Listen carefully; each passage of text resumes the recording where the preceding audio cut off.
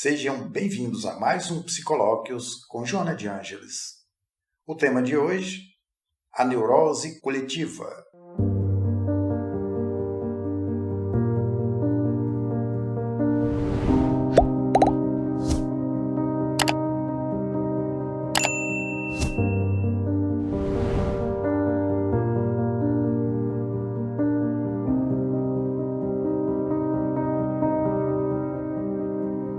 É um subtítulo do capítulo 8 da obra Psicologia da Gratidão, volume 16 da série psicológica Joana de Ângeles, lançado em 2011.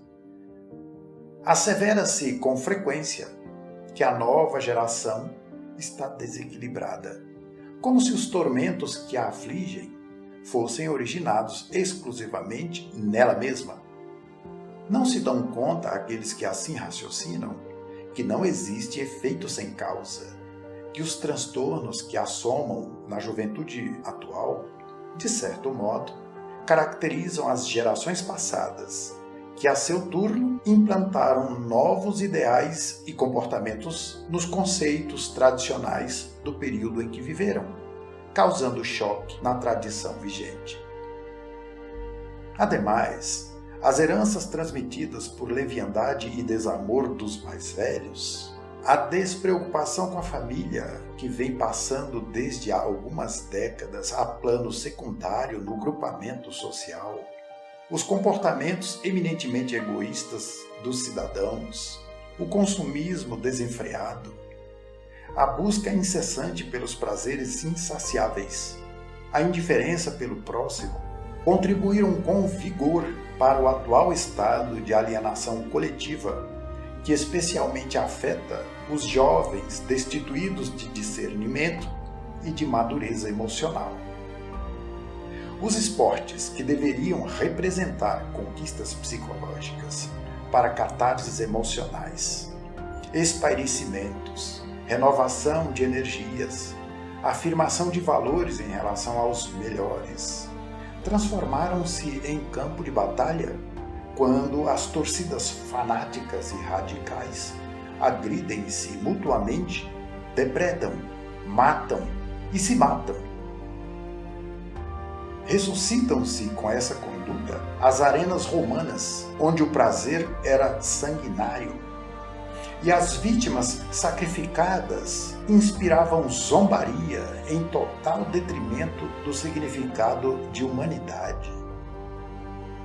Nesse clima de desordem psíquica e emocional, essas chamadas torcidas organizadas marcam pela internet o lugar para os enfrentamentos, como ocorria nos campos de batalha do passado, e agridem-se de maneira asselvajada, ferindo, humilhando, assassinando, enquanto a sociedade estarrecida contempla as cenas hediondas e a elas vai se acostumando.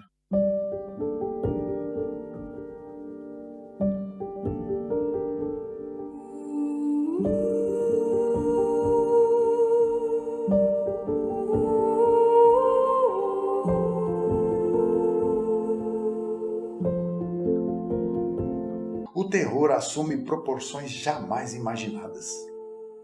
É comum os jovens matarem pelo prazer de fazer algo diferente, para experimentarem emoções fortes. E mais tarde, procuram anestesiar a culpa nas drogas, entrando em profunda depressão, mas matando para adquirir novas cotas para a manutenção do vício e matando-se lentamente ou de uma vez, em desespero suicida. O índice de suicídios nos países civilizados é espantoso, porque a cultura é materialista, vivendo no inconformismo, e o prazer é o único motivo do significado existencial.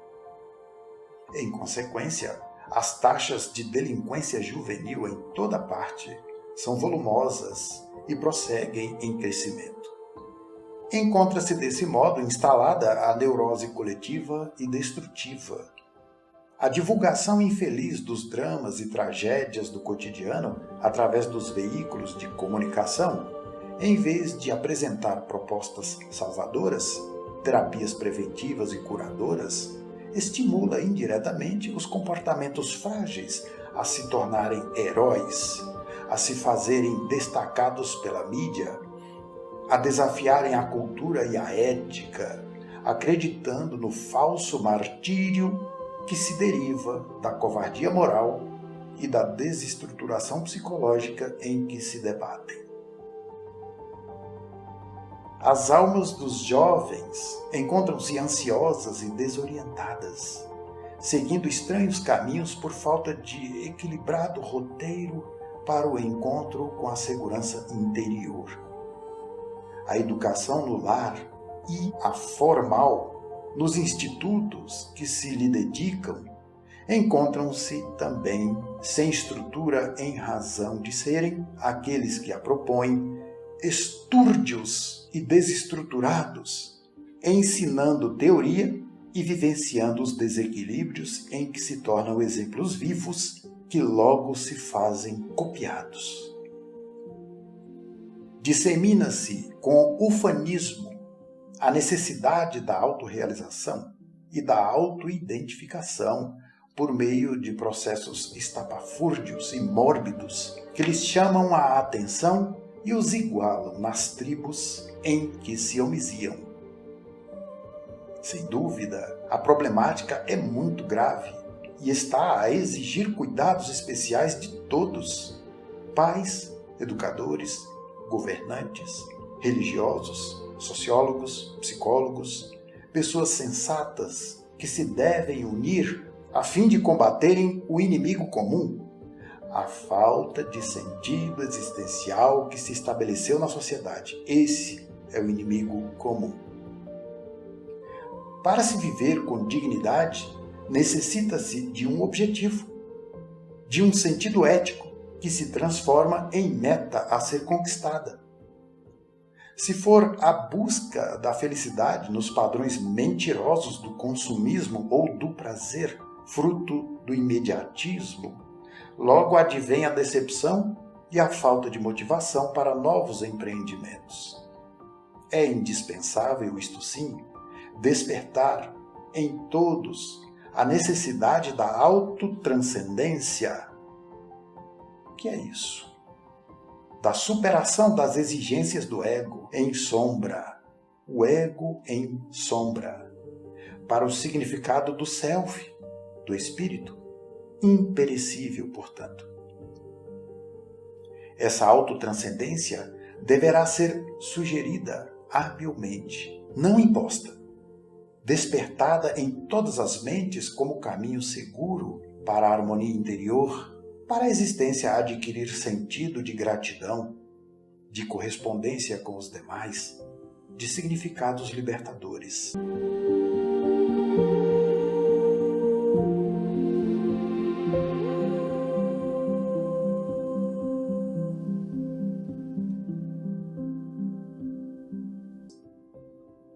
É muito comum as pessoas interrogarem a respeito do significado das suas existências. Tão acostumadas estiveram por múltiplas gerações a lhes serem imposto o mesmo. No passado, as religiões dominantes estabeleciam que o primeiro filho deveria pertencer às armas, a fim de salvar o Estado. O segundo pertenceria a Deus, servindo à religião e entregando-se-lhe em totalidade, embora sem nenhuma vocação nem desejo.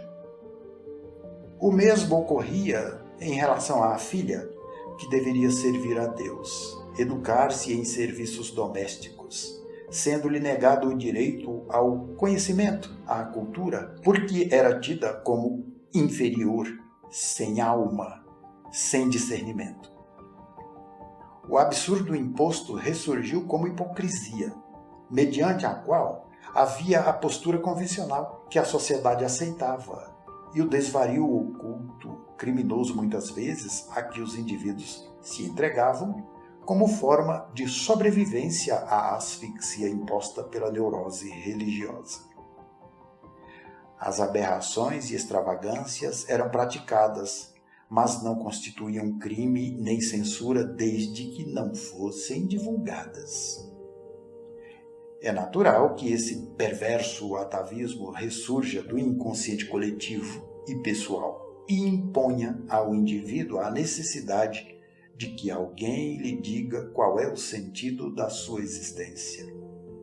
Mesmo quando recorrem a determinadas psicoterapias, inadvertidamente, alguns profissionais transformam-se em gurus, respondendo pelas vidas e comportamentos dos seus pacientes, em tentativa de eliminar-lhes as preocupações, o que resulta sempre em mantê-los na ignorância, na dependência doentia, na aflição mascarada de bem-estar.